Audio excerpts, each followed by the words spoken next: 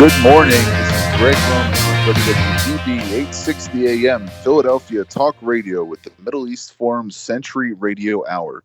I am reporting live from the center of Jerusalem, Israel, about 200 meters or 200 yards from the Israeli Foreign Ministry, another 500 yards from the Knesset, and right in the center of what I believe is the Middle East's only and most advanced democratic state, and especially during this harrowing time of the last week with an escalating Iran causing conflict and kinetic action in Saudi Arabia, the United Arab Emirates. Just a week ago, as we had covered in last week's show on Wednesday, we had seen the launch of over 600 rockets from an Iranian-sponsored terror organization, the Islamic Jihad and Hamas, all targeted at this little nest, no bigger than the state of New Jersey. And I have had quite the week to be able to share with you stories, to bring some guests on who are living in the region, and also to give you the latest from the Middle East. To begin this morning's broadcast, I'd like to take you to the port of Fajala, which is right off the coast of the Strait of Hormuz, a small isthmus between the Persian Gulf and the Gulf of Oman, where we find ourselves having seen the sabotage of 4 oil tankers off the coast of the United Arab Emirates. All hands and all fingers are pointing to the Iranian government as the body responsible for using asymmetric warfare and deniable bombings to try to threaten over 30% of the world's global oil supply. Not only 48 hours later, there was a report of an attack against another oil installation in another country, in Saudi Arabia. As we have reports coming from the Saudi news agency and also from Reuters that armed drones struck 2 oil pumping stations in the kingdom on Tuesday, 2 days after Saudi oil tankers, as we had mentioned beforehand, were sabotaged off the coast of the United Arab Emirates. The Houthi, and if we get just into a quick background on the Houthi rebels, they are the deviant Shia Iranian-sponsored force fighting against the Sunni Arab majority forces in Yemen and the Yemeni civil war, which has become a hot button issue in Washington, D.C., especially the U.S.'s support for the Emirati and Saudi-backed forces there against the Iranian-backed rebels. It's probably the hottest Iran-American proxy fight going on right now. But as Houthi-run Masira TV reported, the group had carried out the drone attacks on what they considered to be vital Saudi installations in response to what they called, quote, continued aggression and blockade on Yemen. The results of this have not shattered prices in the skyrocketing oil market, but it does begin to wonder that if the questions that we had spoken about on last week's show, what exactly will Iran's response be to the declaration of its Revolutionary Guard Corps, the Islamic Revolutionary Guard Corps, and the Al-Quds Division, which are responsible for Iranian extra-military, extra-paramilitary operations overseas outside of Iranian borders? What will be their response to the American labeling of one of their main military forces as a terror organization, the American imposition of additional sanctions against Iran's oil sector, and now increasingly against their mining and metal export sector? And I think we have an answer. The story goes back about 10 days. Allegedly, according to news reports, foreign news reports, we had a Israeli delegation arrive in Washington, D.C., which is common. There's a lot of intelligence and security and defense cooperation between the U.S. government and the Israeli government, where the Israeli military delegation gave a stark warning to the U.S. The following was the content of that warning: Iran or one of its proxy organizations, that could be Hezbollah, it could be Shia militias in Iraq, it could be the Hamas, Islamic Jihad, or even the Houthi forces, was planning an attack against either the United States itself or a U.S. ally in the region. And only a few days after that warning was delivered, you have 600 rockets being launched by Palestinian terror organization in Gaza on Israel. You have sabotage of Emirati-docked, Saudi-owned oil tankers threatening the ability for Gulf Arab states to export oil to their clients in the rest of the world. And you now have a drone attack, which was claimed by the Houthi rebel organization, the Houthi terror organization in Western Yemen, trying to disrupt Saudi oil manufacture, production, supply, and its logistics chain. All of these different pieces of information lead me to believe the following three things. First, one must pay attention to an announcement that the State Department made today about what they call non-essential U.S. government personnel in Iraq and the demand that they leave Iraq immediately. I don't think that the information that the Israeli government conveyed to the White House 2 weeks ago was limited to just a general warning. We already spoke ad nauseum last week about the U.S. deployment of the USS Abraham Lincoln and a carrier battle group to the Persian Gulf. We spoke about the deployment of a U.S. bomber wing that's B-1, B-2, and B-52 strategic bombers that are now within striking distance of Iran in case the Iranians decide to act directly against American interests there. And we also have the warning that non-military personnel, non-security personnel must now leave Iraq. There's two ways this could go.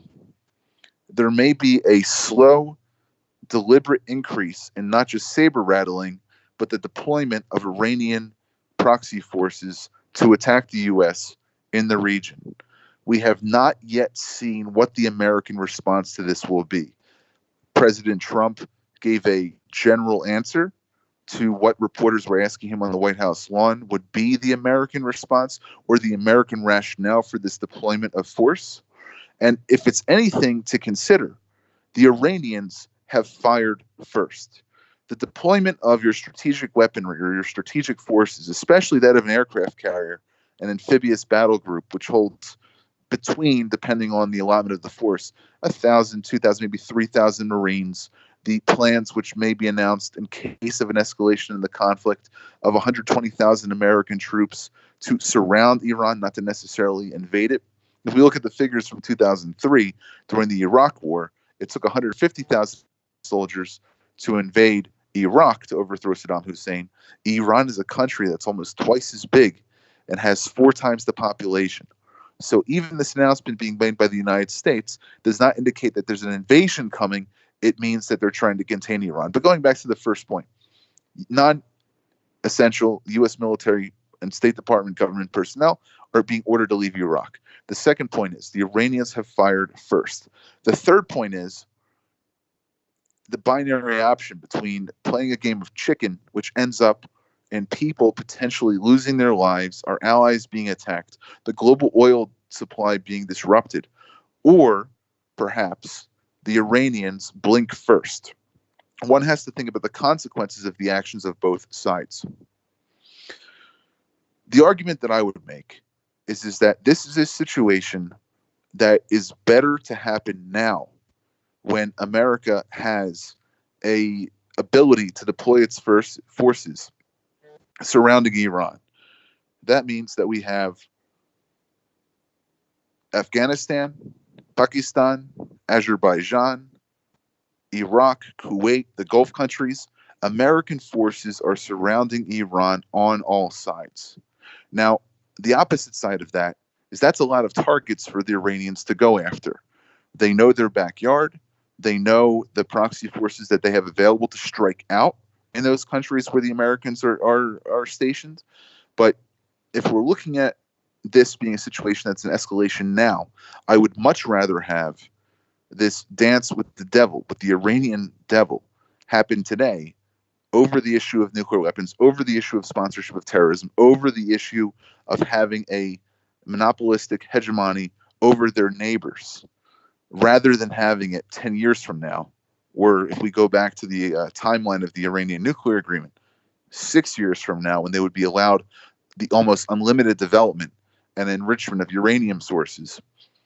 It's better to get it over with before Iran becomes a threshold nuclear power than to delay the inevitable of 6 years from now, when they would not just have the forces that are available to them at this point, but under a different administration with less cunning, less confidence, and less courage, with a weaker national security team that may capitulate to a nuclear threshold Iran with a much, much, much more dangerous government on that side.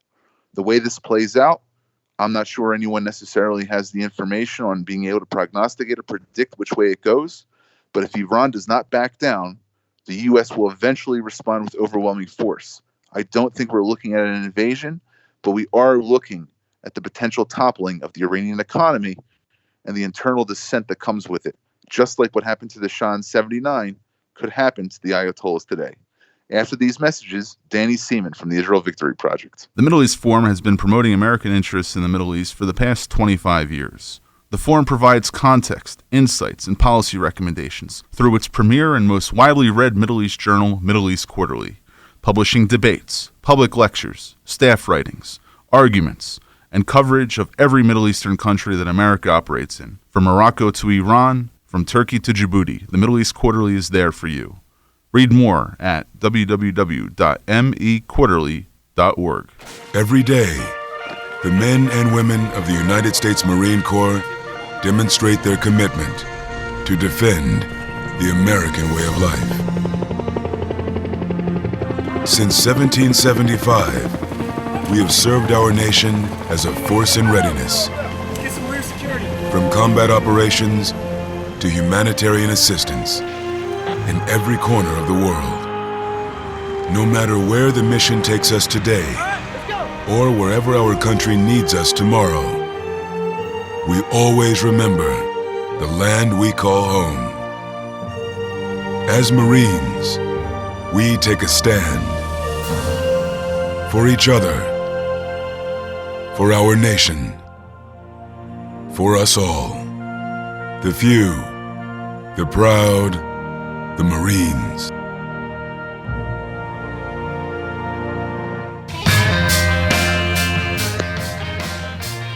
Welcome back to Middle East Forum Sentry Radio here on WWDB 860 AM. This is Gregg Roman reporting live from Jerusalem, Israel. Before we get to our next guest, the director of the Israel Victory Project here in our Jerusalem offices for the Middle East Forum, in the Shchuna, in the neighborhood of Talpiot, I'd like to frame a little bit of what's happening right now with Israeli democracy and the process that is taking place for putting together an Israeli government now that we're about 5 weeks after the Israeli elections, which saw the nomination of Benjamin Netanyahu after having won a majority of his block of seats. We're looking at the potential government for Netanyahu constituting 65 seats and the opposition looking at 55 seats, depending on who chooses to join his coalition, and to give our audience a little bit of a lesson in how an Israeli government is constructed. And we'll talk to Danny about that after we get to the point where we are able to discuss how that works. So first and foremost, you have the Knesset elections, which took place. You had millions of Israelis go out to the polls, Israelis who speak Hebrew, Russian, Arabic, those of an English background, those of a French background. Everyone who's eligible to vote, some 67, 68% of the Israeli public turned out and voted on April 9th. Then you had the next step, which was seeing which parties were able to cross through. 65 in the center-right bloc, 55 in the center-left Arab Islamist bloc, which is the two main parties running against each other, blue and white, led by Benny Gantz, a former Israeli chief of staff of the Israeli army, and Benjamin Netanyahu seeking his fifth term as prime minister. So these parties that got through, their leadership has to go to the president of Israel, who's the head of state, not the head of government. He's the individual who represents Israeli concerns, rather than the individual who leads the Israeli government, chooses the individual he thinks is most likely to form a Israeli government after you have the 120 Knesset seats selected. So what happens is that the president of Israel, Reuven Rivlin, went forward and nominated Benjamin Netanyahu for an almost record fifth term. He will probably go on to be the longest serving Israeli prime minister if he can constitute a government. But what Netanyahu has to do is to balance the interests of very, very disparate sects of Israeli society within his political bloc. So you have the religious, meaning ultra-Orthodox, national religious, which are religious, observant Jews who also partake in certain institutions of the state but have a more conservative right-wing view. He has secular conservative voters and another party led by former defense minister Avigdor Lieberman he has to contend with. He has another member of his coalition from the last government who is the finance minister, a man named Moshe Kachlon, that he has to negotiate with. And the system in Israel gives the nominee for prime minister that the president chooses 3 weeks to put together a government and to put that government or the coalition of however many parties agree to serve with the prime minister to get through to a vote of the Knesset or Israel's parliament to be able to make that determination.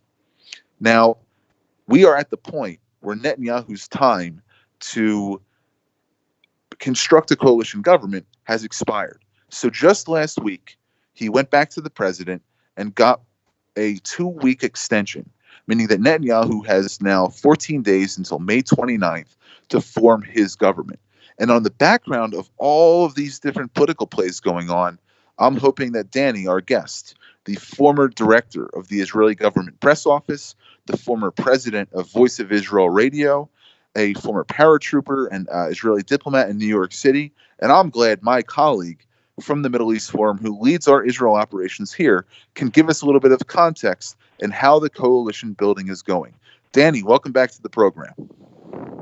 My pleasure. Thank you. So I think it's ironic that they give you an answer. We're on a phone call. We're on a phone call here right now. You're somewhere probably about 15 minutes drive from me, where we're often some 10,000 miles apart when we're usually doing this broadcast. But I'm glad that you're back on the show. I'm glad you're in the next neighborhood over.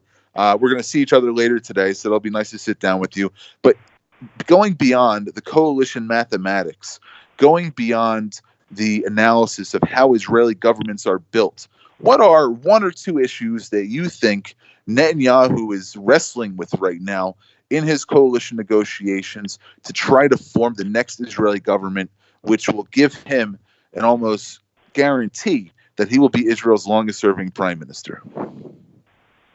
Oh, I feel sorry for him right now. All the problems he has to deal with, Iran, Hamas, United States or Europe or the UN at different times, this perhaps is the biggest problem, because you have to sit around with a bunch of parties that actually lost the election to him, and he's been able in the 10 years that he's been prime minister, in the third election in this period that he's been prime minister, each time he's gotten more seats for the Likud. So actually, the public are giving him their stamp of approval, and you would expect it to be very easy for him because he has the biggest party on the right-wing conservative. So apparently it seems to be easy. But now he's dealing with extortion right now with all these smaller parties, because every single one of them has the ability, if they don't join, he doesn't have the majority necessary for the 61 seats necessary for forming and getting the approval of the Knesset. So he's in a bind at this point, because every one of them are extorting him. The religious, because they have their reasons.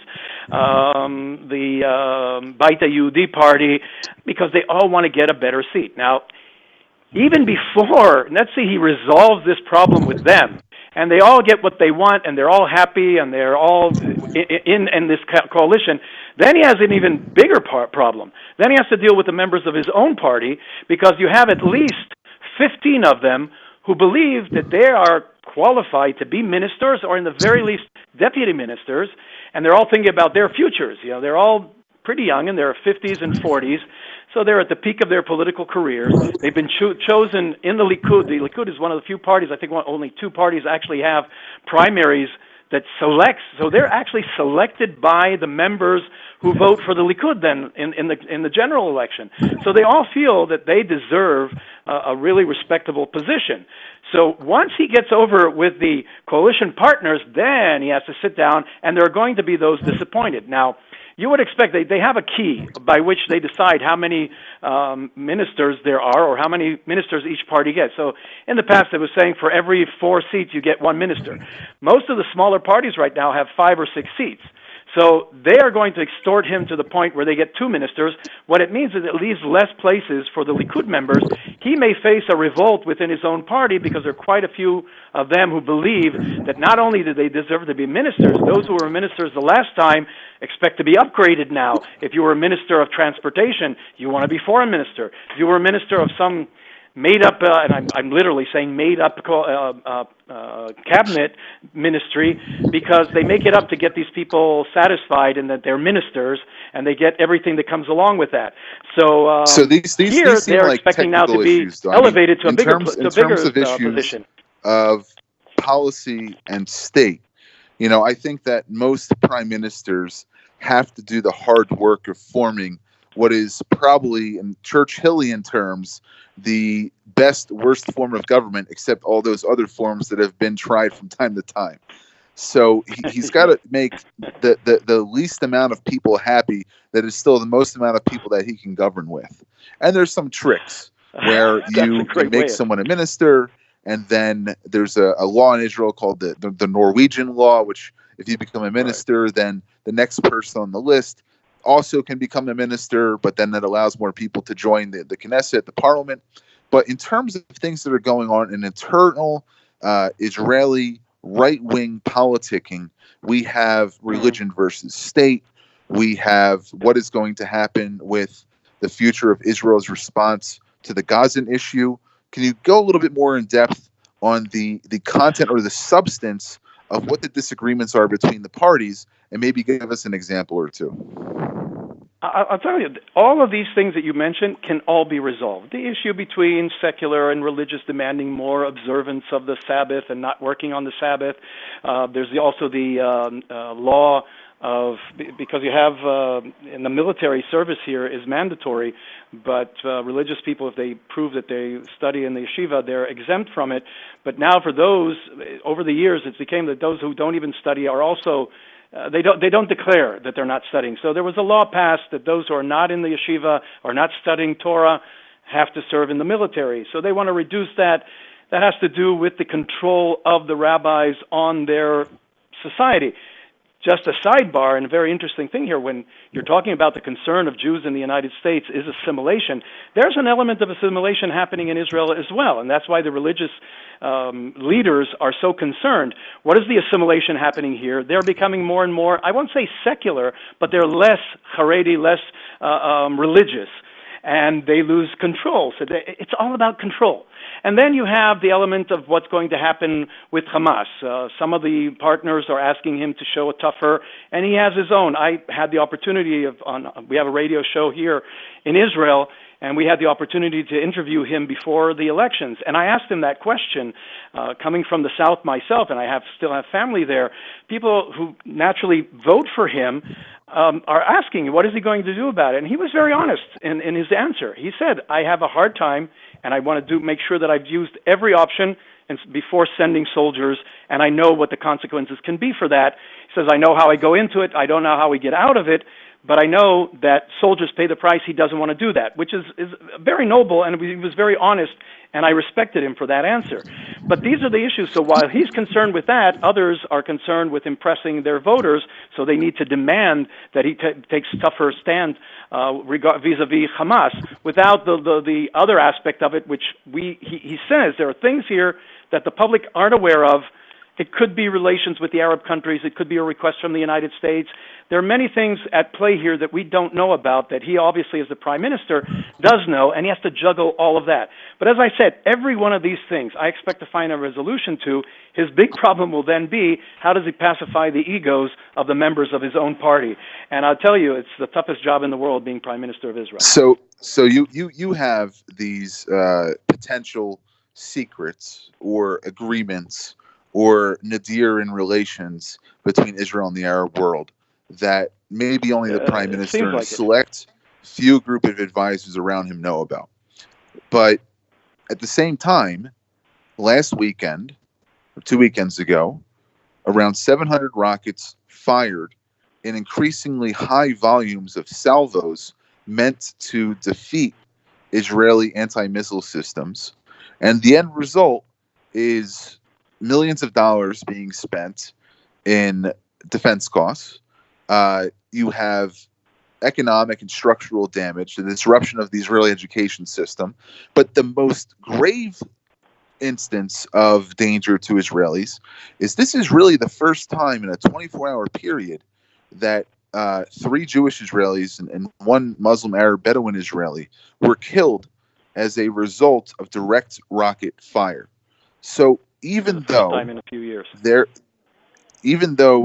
is yes, since Operation Protective Edge about 5 years ago now. But even though there may be these issues, when will the Israeli common Joe, right, your average Joe citizen say, Mr. Prime Minister, enough is enough? There may be larger global calculations that you have to take into account, but your job is to defend me. And we have to do something about Hamas, and we have to do it now. And the reason I'm asking you this question is because I think this is the crux of what is the major element that the Prime Minister and maybe the one last remaining individual who has not completely agreed to compromise on his demands to enter the government, the former Defense Minister Avigdor Lieberman. I mean, this is ostensibly why the government collapsed back in November and we led to elections, because there was the need for an ultimatum or a referendum on what happens vis-a-vis Hamas. So I see 2 things happening here. On one side, your average Joe Israeli citizen is asking, what's the Prime Minister going to do? And you have that group of people represented in the South or a select group of people who voted a certain way because Netanyahu said, yes, I'll find a solution. But then you have the tactics and the strategies which are being employed by the Prime Minister, allowing Qatari bribery to basically buy quiet in Gaza. Those who say that it's good for there to be a division in Palestinian unity between the West Bank and Gaza. Those who say we have bigger enemies that we have to worry about, Iran and Syria and Hezbollah. But what do you think is going to be the straw that breaks the camel's back in terms of when the Prime Minister no longer has any maneuvering room and has to do something vis-a-vis Gaza? Listen, the obvious thing is we've been, in many instances, we've been very lucky here. Yes, the defense system has worked. The anti-missile missile system has been very successful. And the public, it's amazing. The Israeli public is very steadfast. For example, in the Second Lebanon War a few years ago, they said to the government, we'll take the missiles. There wasn't a mass migration of Israelis. Israelis stayed put. The same thing is happening in the South. You don't have people leaving the South. They remain there. They understand not only the responsibility, but what it means to be an Israeli, and they do trust him as Prime Minister. So they're giving him tremendous leeway to do what he believes is necessary from trusting. But as I said, we've also been very lucky. Very easily, any one of these missiles could have hit. There was an attempt on a bus that missed a bus and just killed a person in a car. Another one hit a school. They've hit schools and kindergartens several times, but when school was out. So let's hope it doesn't happen. But if you have a major incident here, then the government can no longer, and the paradigm changes at that point. You have to do what is necessary because the public will get, it's not that they're going to lose patience. They'll demand the first responsibility of a government is to offer protection and defense. Also, it could be disrupting life in Israel to the point where it disrupts our economy, meaning the more populated centers of Israel, the economic centers of Israel. There's a debate here in Israel as well where people are not happy with it, that they say, oh, the lives in Tel Aviv are more valuable than the lives in the South. No, they're not. But the way Israel functions, it can still function when the center of the country is not under attack. So one of these 2 things would obviously be the catalyzer for a different Israeli response. But there's also, and here there's a very smart man that you and I both happen to work for. Professor Daniel Pipes wrote another amazing article for the Jerusalem Post this week, and he stresses the point of what we're dealing with is basically extortion. We're being extorted, and it's a certain game of chicken that they're trying to test. How far can they get away? And we're playing along. Instead of changing that whole equation and making it clear to them, look, you are the ones who are going to pay a price. You're the ones who are going to pay the consequences. This week there were also 2 articles here in Israel, emanating from Israel, published in the Jewish press, talking about that the Islamic Jihad is preparing a war this summer. That's it. They're going all out this summer. They're making it understand that they are taking off the gloves in their own heroics. But then there's another article that speaks about the fact that there's mass migration happening in Gaza. And this the world isn't paying attention to. They're not leaving because of Israel. They're leaving because of the Hamas, and they say because of the Hamas and the Palestinian Authority, that they say are both corrupt entities. They take advantage of their own citizens. They abuse their citizens. They make their lives miserable. They have no ability to live there, and they're leaving. Educated young Palestinians are going from Gaza, escaping to Europe, getting out of there. And I'll tell you, from our perspective, they have to understand, we showed more responsibility, despite being criticized by all sorts of groups and these social justice warriors that take the side of the Palestinians. The government of Israel showed more responsibility towards the lives of Palestinians than their own leaders did, because they were firing from civilian and Danny, we're going to have areas. To end on that note. We've got a hard stop here, but just as a final thought, we'll see what the strategy of the next government of Israel deals with, and we're going to talk about intra-Palestinian politics with our next guest. Thanks for joining us this morning, and after these messages, we'll be joined by Neri Zilber from the Washington Institute. The Middle East Forum promotes American interests in the Middle East and protects Western values from Middle Eastern threats. The Forum sees the region, with its profusion of dictatorships, radical ideologies, existential conflicts, and weapons of mass destruction, as a major source of problems for the United States. Accordingly, we urge bold measures to protect Americans and their allies. Read more at www.meforum.org or check us out on Twitter @MEForum. The Middle East Forum, protecting your interests. Take a look under your bed. Find stuff under there? What about jobs? No? Now try your basement. There's a pair of overalls that overall you're not so into anymore. A perfectly good laptop that hasn't seen your lap in months. And even more stuff, but still no jobs? Well, you really have both. See, stuff is defined as household articles considered as a group. Sometimes this stuff is no longer needed. Wait, no longer needed? That can't be right. Because remember those jobs you were looking for? Those are really needed. And they're the stuff inside your stuff. Even inside that winter coat that moved with you to Phoenix. Our job is to unlock those jobs. And it starts when you donate your stuff to your local Goodwill. Here's how we do it. When you donate to Goodwill, we sell your stuff to provide job training for people right here in your community. So just by teaming up with Goodwill, you help create jobs. And isn't that worth parting with the leftover keytar from your 80s cover band? Goodwill. Donate stuff, create jobs. Find your nearest donation center at goodwill.org. A message from Goodwill and the Ad Council. Welcome back to WWDB 860 AM, Philadelphia Talk Radio, with the Middle East Forum Sentry Radio Hour.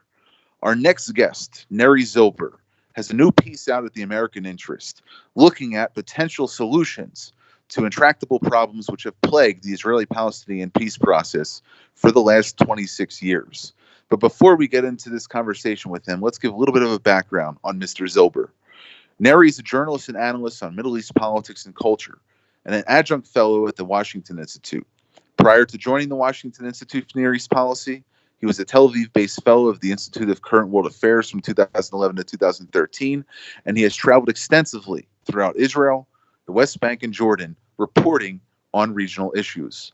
In addition, he also serves as a private sector consultant on political and economic risk issues, and has previously worked for the U.S. Library of Congress and the World Jewish Congress.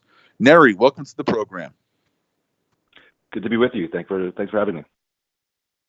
So you just wrote a new piece in the American Interest, which was giving a little bit of background on some of the subjects that have, I don't want to say plagued, but they have troubled the peace process in the past. And you give a great analysis and a great summary of the evolution and devolution of Palestinian security forces from their first allotment in 1994 when Arafat and the PLO becomes the PA, their involvement in the Second Intifada, their eventual defeat at the hands of Hamas forces in Gaza after the disengagement and Hamas's takeover of the coastal strip, and the gradual reconstitution of those forces under three main priorities: serving for internal security, serving as a counterterrorism force, and serving as a force that closely coordinates with Israel. And you surmise that security cooperation, which has been the focus of U.S. and Israeli building and capacity building of these forces in the West Bank, may act as a backbone for a future peace process. Can you give us a little bit more about how you see this relating to what is supposed to be released in a few weeks from now? Donald Trump, Jared Kushner, Greenblatt, Friedman, their deal of the century, and how security is a vital component of any future peace process. Right. Well, you gave a great synopsis of the article, and I should mention that it was a excerpt from a much longer study that I co-authored for the Washington Institute that came out last year. Really a deep dive into the history of the Palestinian Authority security forces, which, as you mentioned, was really the first institution created out of the Oslo Accords. So when Arafat came back into the West Bank and Gaza Strip, he came back with some of his own fighters and gunmen from the Palestinian Liberation Organization, from the PLO, and that really formed the backbone of what became the PA security forces. Now, it's really a story of the rise, fall, and now revival of this institution. What it did in the 1990s during the so-called heyday of the Oslo peace process, and then really into the carnage of the Second Intifada, that we all know what happened there, suicide bombings in Israeli cities, and Israel had to take action and went back into the West Bank, went back into Palestinian cities, and really dismantled the PA security forces.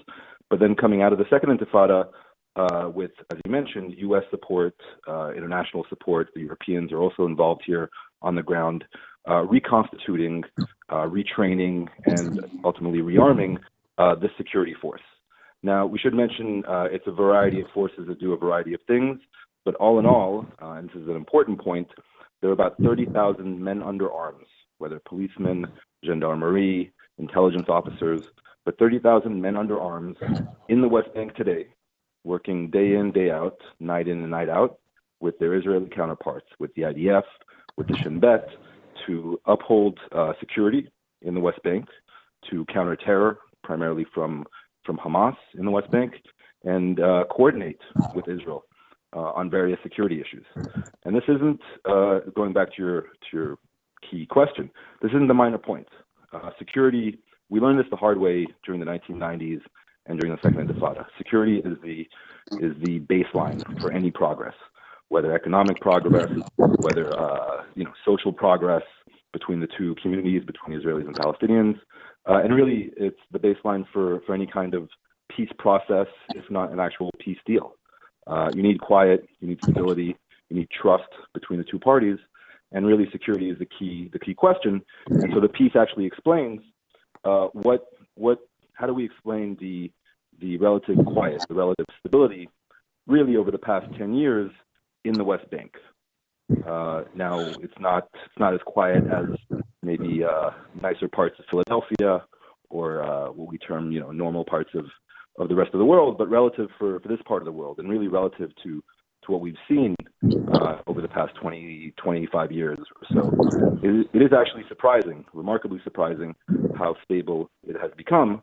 And the piece argues that a real key component of that is really the work of the PA security forces. And the question really is there a partner on the other side that we fail to acknowledge, that sometimes doesn't get the credit or the support that it deserves?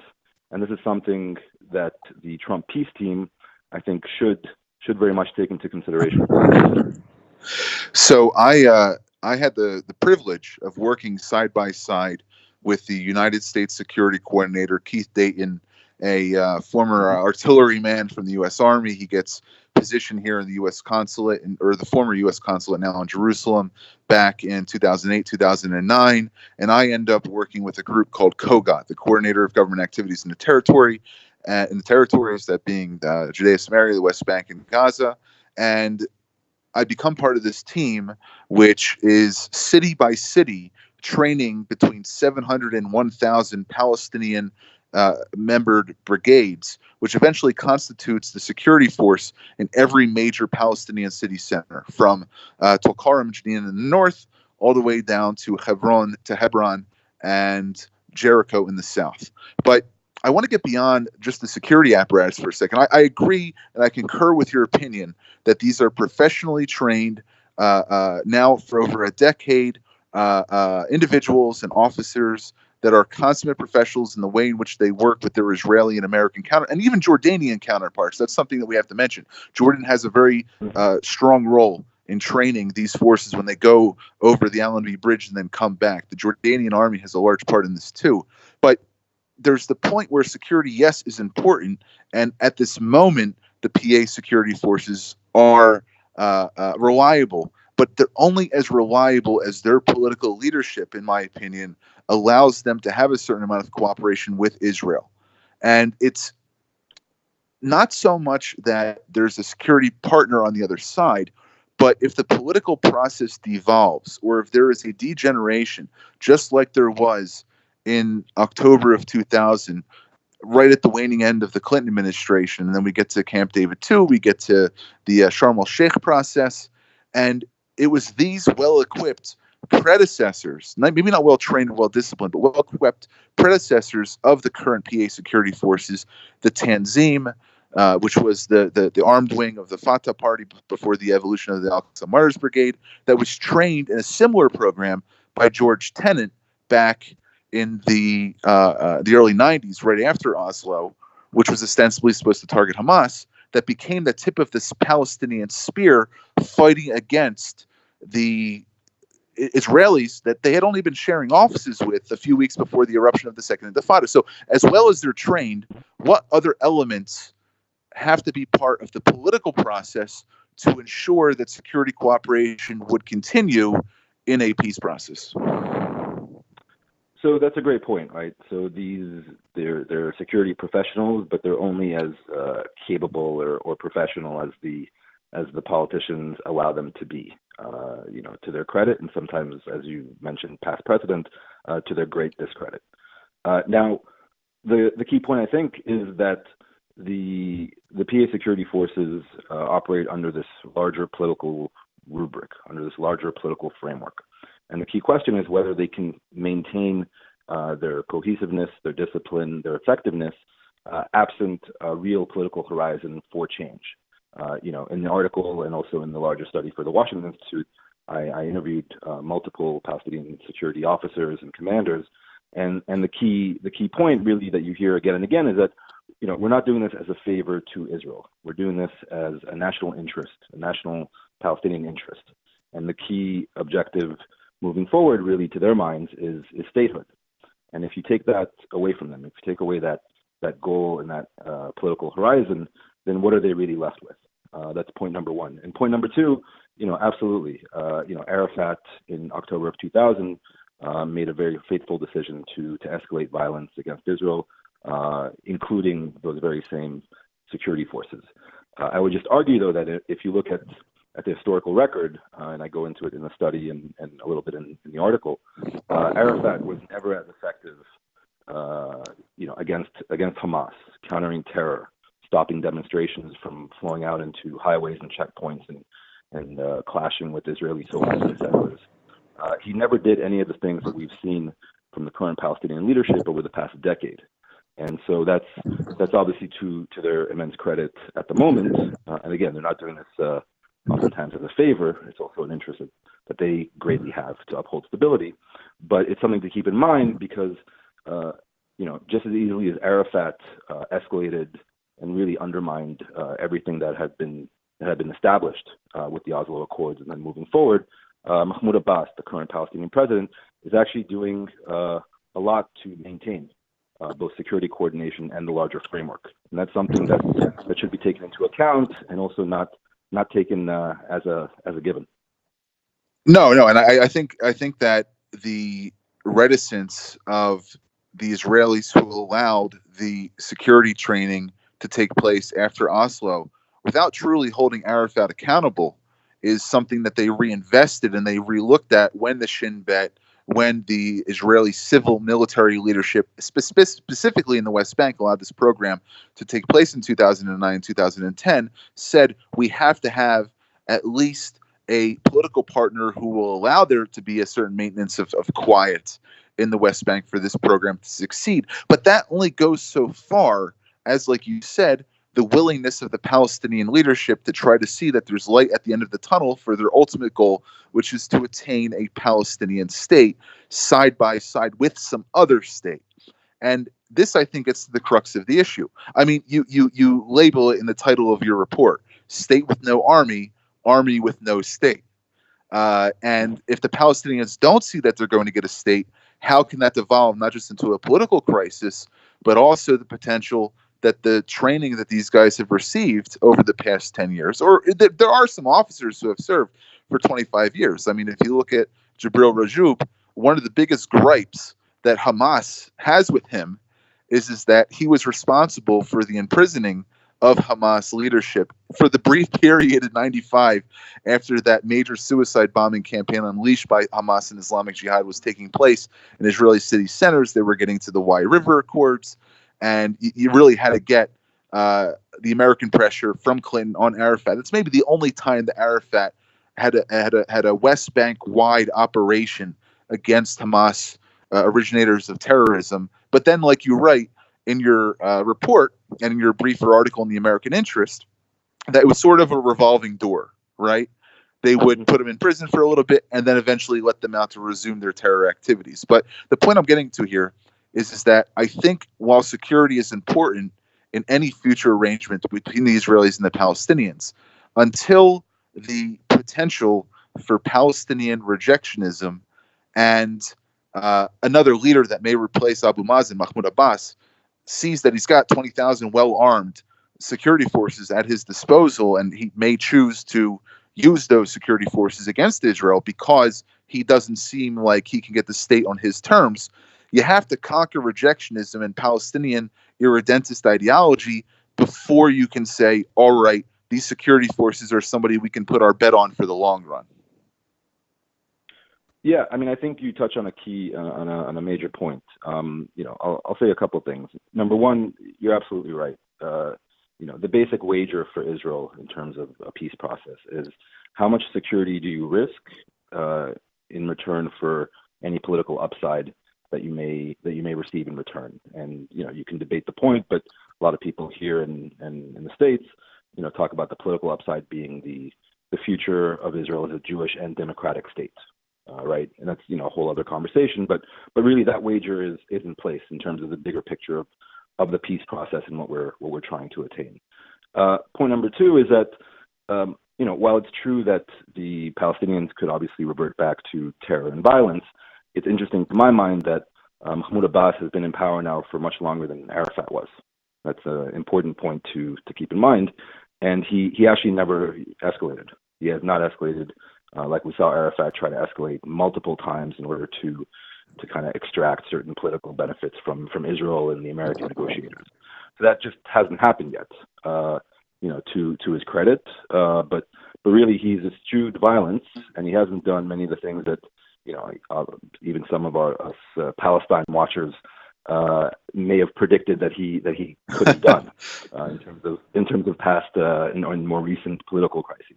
And he hasn't done that, and that's to his credit. And point number three, and this is looking forward, are the chances higher or lower that whoever succeeds Mahmoud Abbas will follow his policy directive, or are the chances higher or lower that he and it'll be he goes the more militant, more Arafat-like route?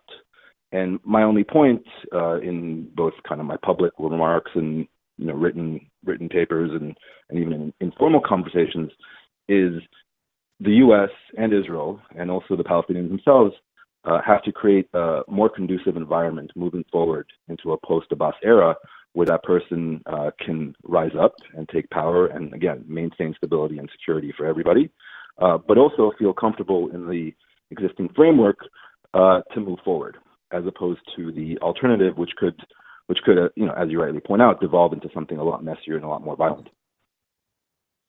So, last question. Let's say you're sitting in the room with Jared Kushner. You've got Trump's ear. What's the one thing that you tell him before he makes his peace process announcement that he has to convey to the Israelis and the Palestinians? Now, I just want to give a little bit of brief background in an article that your colleague Robert Satloff wrote in the same publication. It may have been in the national interest, not the American interest, where he was saying that the introduction of the peace plan, according to the way that he understands it, could be a disaster for the Israelis and the Palestinians. But what advice, one piece of advice, do you give to Kushner before he presents his plan? So I'm saying this not just because Rob Satloff was my boss and is a close colleague, but I have to agree with his point. Don't do it. Don't release a plan, whatever it has. At the current moment, I can't imagine of a worse political moment, both here in Israel and also on the Palestinian side, to insert some kind of peace diplomacy, try to move forward with anything tangible. To my mind, Satloff's point is exactly right, that this could actually destabilize the status quo that, at least in terms of the West Bank, has been quite good, quite stable over the past decade. And I think, in this thing that we call the Israeli-Palestinian conflict, it's often too easy to think of it as this eternal and never-changing conflict, but it actually changes quite a bit, and it goes through various permutations, some more positive than others. And I would argue that, at least in terms of the West Bank and Israel and the relationship between the two leaderships it's actually been quite positive, and it should be built upon and not kind of gambled away for this to my mind, non-existent chance at cutting a final ultimate deal of the century. So I'm going to have to agree with you for different reasons. I don't know if you've been following the Middle East Forum's work on what we call the Israel Victory Project. Our premise is that the Palestinians have to give up on what we consider to be their war goals, which is their irredentist, rejectionist, pathological denial of the Jewish right to exist, not just a religion here, but as a not centric, but an ethno-described state as one of the Jewish people, rather than just asking for a state for the Palestinian people, but also one of Jews and Zionists at large. But I think we're in violent agreement that there will be violence if there's an introduction of a peace process. Now, we just maybe have different reasons for why we see that. Neri, any last thoughts before we get off?